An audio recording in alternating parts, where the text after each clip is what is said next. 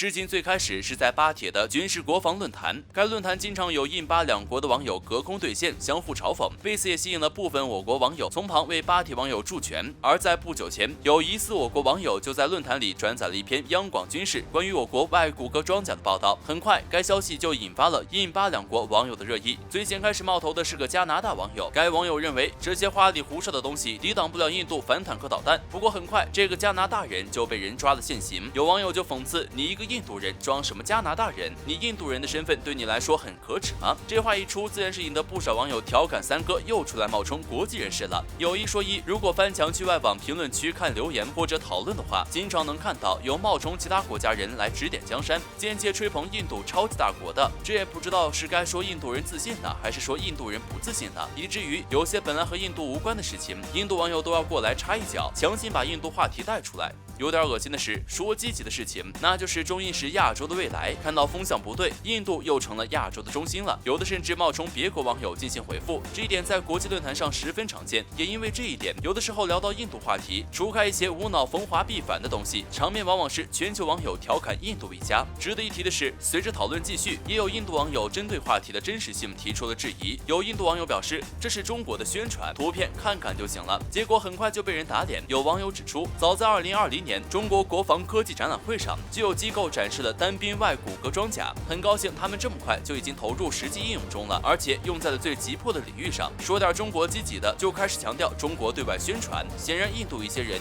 只能通过欺骗自己，让接受不了的事实消失。实际上，有观察人士就曾经调侃，印度网民在网上挑中国的字，基本上就是三个老套路：要么就是直接否认东西是假的，要么就是印度人更强大，用科技来辅助人体，这种东西印度不需要，要么就是中国士兵穿外骨骼，说明身体素质不行，印度又赢了。所以其实在国际论坛上很容易就能看出是不是阿三冒充的。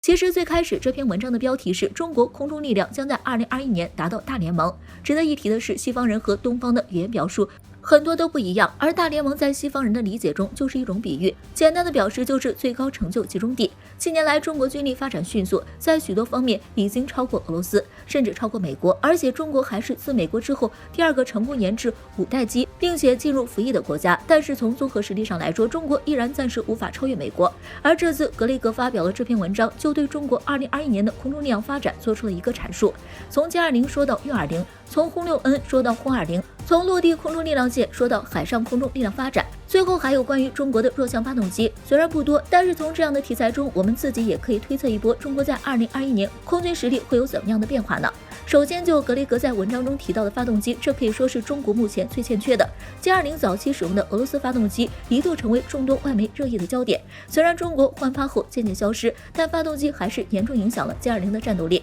不过格雷格表示，最终中国的歼20发动机将会使用涡扇15发动机。从涡扇15发动机的最大推力为 18.5T 来看，中国的歼20将会从真正的意义上成为合格的第5代战机。前段时间2020军工榜上，涡扇15的总设计师博士荣誉上榜，至此很多人都不再怀疑涡扇15已经成功研制出来了。现在就等歼20正式换装，而且从明年起歼20的产量必然上升。有分析人士表示，随着中国面临的空防压力过大，作为空军最强战斗力的歼20必然会加大生产量，也就是说，在明年空军中歼20的数量必然会有一个跨越式增长，而换装新发动机后的歼20战斗能力也会更强，这就让中国综合军事力量能够进一步提升。还有运20，前段时间有消息传运20出加油机了，而且还有换装涡扇20发动机的消息。如果明年这些消息都可以成真，那么中国空军将会有超大量奶妈，之后飞越太平洋还不是轻而易举？毕竟目前中国的加油机确实还是比较少。轰炸机明年总该有好消息，毕竟今年众多军迷苦守寒窑，都没等到轰20，很可能明年才会露面。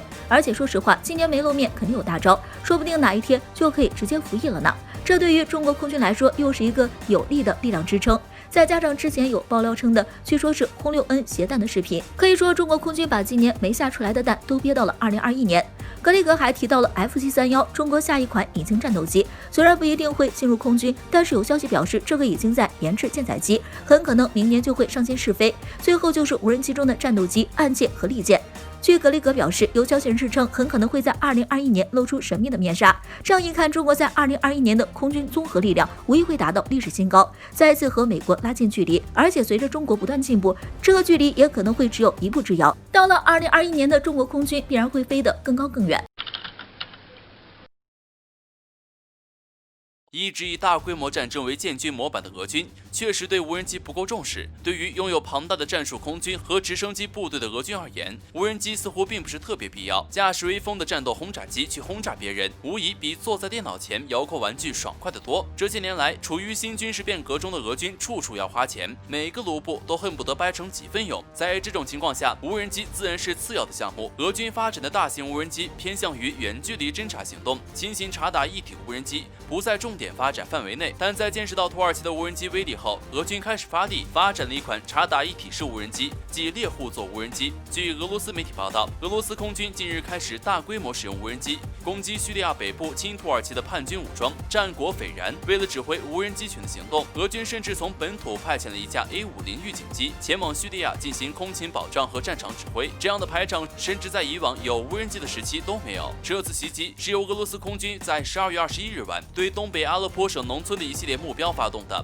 据实地报道，俄罗斯无人攻击机猛烈轰炸了 A1BAB 附近的叛军石油走私点。这次袭击造成数十辆用来运输石油的重型卡车烧毁，许多油库被摧毁，还有约20名叛军士兵被击毙。叛军主要通过向土耳其走私石油获得经济收入，打击其走私设备，可以有效降低其资金来源。为了发动袭击，据悉俄罗斯无人机在塔尔恩村上空飞行，然后同时袭击了土耳其支持的武装分子在阿尔及利亚农村地区的走私石油设施。早些时候，俄罗斯无人机在10月进行了类似的袭击，当时他们猛烈轰炸了边境城市附近土耳其支持的激进分子的石油走私场所。即使这样，俄罗斯仍对这架飞机的身份保密。但是 AMN 网站援引当地军事消息来源透露，袭击发生时，有很多人都目击到了。从外形判断，正是俄罗斯猎户座无人机。如果有关猎户座参加战争的信息准确无误，这将是自2020年10月底正式投入使用以来，这架飞机首次对叛军发动攻击。猎户座具有为多种任务设计的攻击配置，能够配置多达4枚导弹。该系列无人机已经在真实战斗条件下完成了所有测试，是俄罗斯制造的最大的无人机之一，翼展为16米，机身长度为8米。无人机的大规模使用可以大大降低驻叙利亚俄空军战机出动的频率，减少俄军不必要的开支。这对叛军而言可不是个好消息，这意味着他们将遭到的空袭会越来越多。毕竟炸几辆卡车用无人机发射导弹，比用战斗机扔1000磅级的炸弹划算得多。无人机对于战场的监视和识别能力也比有人战机强得多。意识到无人机作战优势的俄军一定会加油赶上，重新在这一领域令外界刮目相看。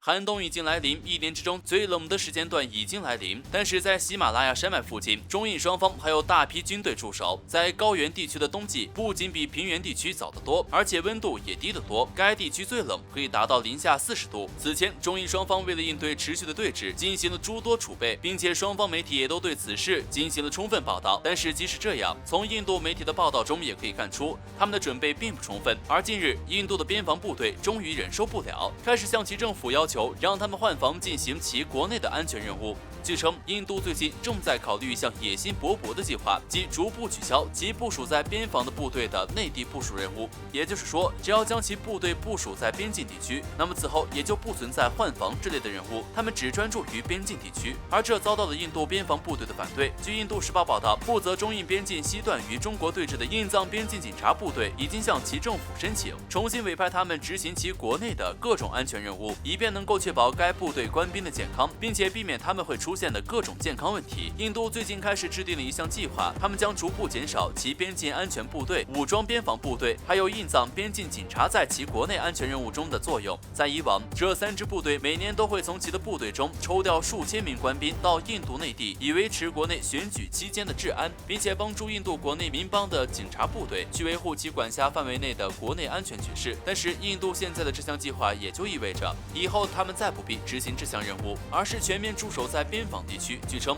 印度此举是为了加强他们的边防力量，但是这一计划并没有得到边防部队的支持。ITBP 是一支受过专门山地战训练的部队，他们大多数哨所位于所谓的拉达克地区到为阿鲁纳恰尔邦这一区段，包括西段、中段和东段。而这些地区的海拔都在2700到5600米之间。ITBP 的一名官员表示，由于驻守地区空气稀薄，并且环境恶劣、降雪频繁，所以导致 ITBP 部队的官兵们都面临着各种与寒冷天气有关的疾病，他们需要有时间离开这些环境，以帮助他们保持身心健康。该官员表示，我部要求继续按照3:2的比例来进行部署，即允许部队进行轮换。据报道，印度都已经开始在边境地区挖地道了。虽说地道确实可以帮助他们保暖，但是一枚炸弹下来，那他们可就真的是自掘坟墓了。而在如果中印发生冲突，他们可就是第一波炮灰。